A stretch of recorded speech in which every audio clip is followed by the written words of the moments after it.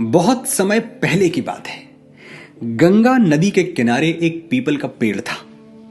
पहाड़ों से उतरती गंगा पूरे वेग से बह रही थी कि अचानक पेड़ से दो पत्ते नदी में आके गिर गए। एक पत्ता आड़ा गिरा, थोड़ा तिरछा, और एक सीधा। जो पत्ता आड़ा गिरा था वो जिद पे अड़ गया। कहने लगा, आज चाहे जो हो जाए मैं इस नदी को रोक के ही रहूंगा, चाहे मेरी जान ही क्यों ना चली जाए, मैं इसे आगे नहीं बढ़ने दूंगा। वो जोर जोर से चिल्लाने लगा, रुक जा गंगा, अब तू और आगे नहीं बढ़ सकती, मैं तुझे यहीं रोक दूंगा। पर नदी तो बढ़ती ही जा रही थी। उसे तो पता भी नहीं था कि कोई पत्ता उसे रोकने की कोशिश कर रहा है। इधर पत्ते की जान पे बनाई थी, वो लगातार संघर्ष कर रहा था। नहीं जानता था कि बिना लड़े भी वहीं पहुंचेगा जहां लड़कर थक कर हार कर पहुंचेगा। पर अब और तब के बीच का समय उसके दुख का, उसके संताप का समय बन चुका था। वहीं दूसरा पत्ता जो सीधा गिरा था वो तो नदी के प्रवाह के साथ बड़े मजे से बहता चला जा रहा था। चल गंगा, आज मैं तुझे तेरे गंतव्य तक पहुंचा के ही दम लूंगा, चाहे जो हो जाए मैं तेरे मार्ग में कोई अवरोध नहीं आने दूंगा, तुझे सागर तक पहुंचा के ही मानूंगा। नदी को इस पत्ते का भी कुछ पता नहीं है, वो तो अपनी धुन में सागर की ओर बढ़ती जा रही है। लेकिन पत्ता खुश है, आनंदित है। वो तो यही समझ रहा है कि वही नदी को अपने साथ बहाए ले जा रहा है। आड़े पत्ते की तरह सीधा पत्ता भी नहीं जानता था कि चाहे वो नदी का साथ दे या ना दे, नदी तो वहीं पहुंचेगी जहां उसे पहुंचना है। पर अब और तब के बीच का समय उसके सुख का, उसके आनंद का समय बन चुका था। जो पत्ता नदी से लड़ रहा है, उसे रोक रहा है, उसकी जीत का कोई उपाय संभव नहीं है। और जो पत्ता नदी को बहाए जा रहा है, उसकी हार का कोई उपाय संभव नहीं है। ओशो कहना चाहते हैं कि जिस दिन हम कॉन्फ्लिक्ट छोड़ देते हैं, उसी दिन खुशियां हमारा पता ढूंढ लेती हैं। ये जो निरंतर हम लड़े जा रहे हैं हर चीज से, दुनिया से, प्रकृति से, समय से, यही हमारी खुशी में सबसे बड़ी बाधा है। एक बार लड़ना छोड़ के देखिए, जीना शुरू हो जाएगा। और लड़ना छोड़ने का मतलब ये बिल्कुल नहीं है कि आप अपने सपनों के लिए संघर्ष करना छोड़ दें। बस उन चीजों पर अपनी ऊर्जा और अपना समय बर्बाद ना करें जिन्हें आप बदल ही नहीं सकते। फॉर एग्जाम्पल, लोगों को बदलने की कोशिश ना करें, खुद को बदल लें। एक ही जिंदगी है आपके पास, बहुत लिमिटेड टाइम है। अपनी प्रायोरिटीज तय कर लें। हर लड़ाई में कूद पड़े तो कोई लड़ाई नहीं जीत पाएंगे। Choose your battles. आज हम ज्योतिष की बात करेंगे फिर से, लेकिन थोड़ा सा अलग हटके। आज कोई विषय नहीं लेंगे, न इतिहास लेंगे, न साइंस लेंगे। ज्योतिष की बात करेंगे, ज्योतिष की ही बात करेंगे, लेकिन थोड़ा सा अलग हटके बात करेंगे। अमेरिका में हम लोग कहते हैं कि अमेरिका बहुत वैज्ञानिक देश है, विज्ञान को पसंद करता है, प्रतिभाओं को अपनी ओर आकर्षित करता है। हमने भी बताया और सब लोग जानते हैं कि हमारे सबसे ज़्यादा साइंटिस्ट जाकर अमेरिका में ही काम करते हैं, नासा में या अन्य जगहों पर भी। शोध के क्षेत्र में उनके विश्वविद्यालयों में भी भारतीय, दूसरे मुल्क में अगर अमेरिका को छोड़ दिया जाए तो दूसरे में भारतीय सबसे ज़्यादा है। और मैंने एक वीडियो में बताया ये भी था कि ज्योतिषी भी भारतीय वहाँ सबसे ज़्यादा है, 15-16 हज़ार। तो अमेरिका में जो भी, अमेरिका हम लोग जानते हैं कि प्रतिभा को बुलाता है, केवल साइंटिस्ट को, इंजीनियर को, डॉक्टर को यही बुलाता है। फिर वो ज्योतिष को कैसे वीजा दिया? ज्योतिष के पास तो ऐसी कोई डिग्री होती नहीं। ज्योतिषों को कैसे वीजा दिया और अपने यहाँ ग्रीन कार्ड दिया? लेकिन उसके यहाँ आप लोग पता कर लेंगे अपने माध्यम से, मैं सच बोल रहा हूँ या झूठ, वहाँ 15,000 के आसपास, कुछ एग्जैक्ट संख्या नहीं लेकिन 15,000 के आसपास वहाँ भारतीय ज्योतिषी हैं जो बहुत अच्छे तरीके से साल के करोड़ों रुपया कमाते हैं और उन पर अमेरिकी खर्च करते हैं अपना डॉलर। तो इस प्रतिभा को भी वो पहचाने, और इसीलिए मैं हमेशा कहता हूँ कि ज्योतिष एक विज्ञान है। अगर वो वैज्ञानिक दृष्टि उनकी नहीं रहती तो वो ज्योतिषों को नहीं बुलाते और उनको ग्रीन कार्ड देकर अपने यहाँ नहीं रखते। इसलिए मैं हमेशा कहता हूँ कि ज्योतिष तो वो इस प्रतिभा को वो बहुत ठीक से पहचान लिए, और उनके यहाँ आज 15-16 है। मजे की बात कि वो प्रतिभा को पहचानते हैं, तो उनके यहाँ जो 15,000 के आसपास ज्योतिषी हैं वो रियल में ज्योतिषी हैं। आज आप अपने देश में देखिए, ओरिजिन ज्योतिष का तो खोज या ओरिजिन भारत है, लेकिन भारत में आपको अच्छा ज्योतिषी, रियल में अच्छा ज्योतिषी खोजना मुश्किल है। और मुश्किल पूरा खोजेंगे तो पूरे भारत में हो सकता है कि 1000 संख्या हो जाना मुश्किल होगा, और उसमें भी आप खोज तो 100 को ही पाएंगे, ज़्यादा से ज़्यादा 900 को आप खोज ही नहीं पाएंगे, क्योंकि 900 को खोजने के लिए आपको गांव की गलियों की धूल खानी होगी। कोई खेत में पड़ा मिलेगा, कोई खेती करता हुआ मिलेगा, कोई गाय पालता हुआ मिलेगा, तो वहाँ आप पहुँचेंगे नहीं, कभी नहीं पहुँच सकते। तो ऐसे सब मिला के हम बोले कि भारत में 1000 के आसपास ज्योतिषी, अच्छे ज्योतिषी होंगे, लेकिन बाजार में जो उपलब्ध हैं, जिनको मार्केट कहा जाता है, वहाँ आपकी संख्या 100 के पार नहीं करेगी। लेकिन व्यापार तो चल रहा है। तो लोग कहते हैं कि हम भी कहते हैं सत्यमेव जयते, सत्य की, हालांकि इसको काटेंगे नहीं, सत्य की जीत तो होती है। हम लोग फिल्में देखते हैं, देखते थे कभी, अब तो नहीं देखते बहुत दिनों से, बहुत सालों से।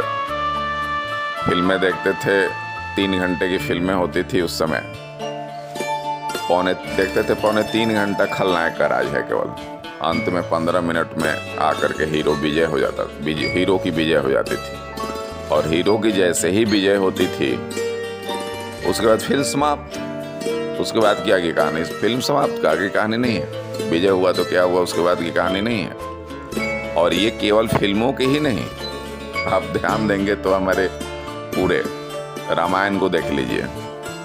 राम ने वनवास किया, लंका विजय किया, सीता को लेके घर आया, फिर से राजा बने दोबारा।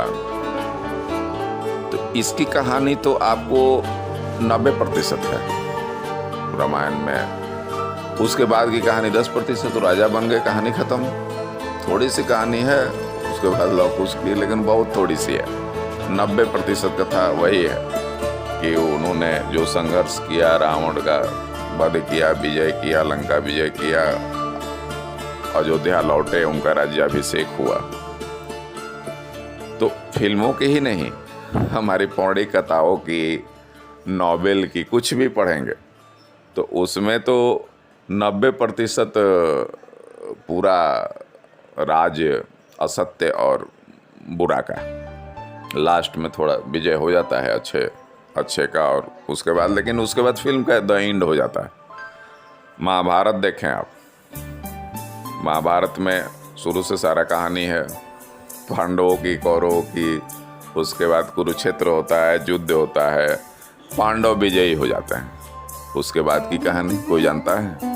और थोड़ी सी, बहुत कम लोग। लेकिन ज़्यादा कहानी जो हम जानते हैं वही तक, कि वो शुरू से कैसे हुआ या हुआ, वो कुरुक्षेत्र तक सब पहुंचा मामला और पांडवों ने जीत हासिल कर ली।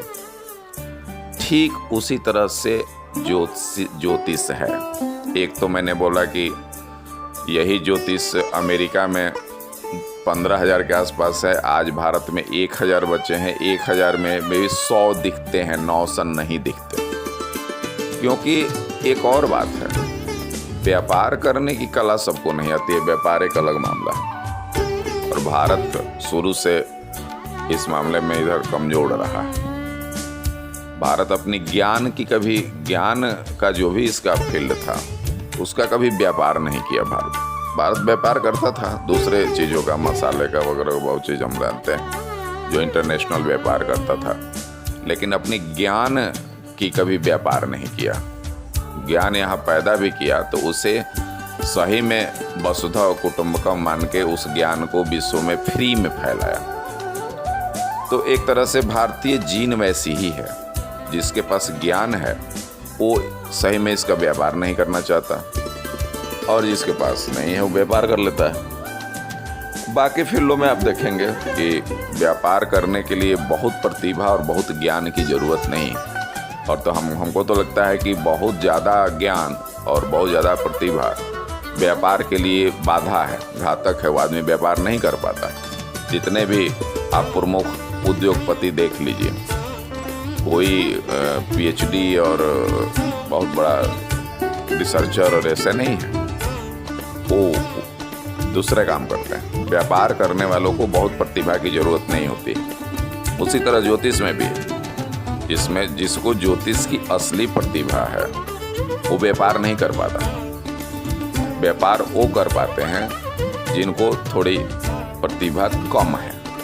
तो वही हमने बोला कि एक तो अच्छा ज्योतिष खोजना, और दूसरा बात, एक और सबसे महत्वपूर्ण बात बोल रहे थे, अच्छा ज्योतिषी आपको मिल जाए तो आप एक बार उससे मिलेंगे फिर दोबारा जीवन में नहीं मिलेंगे।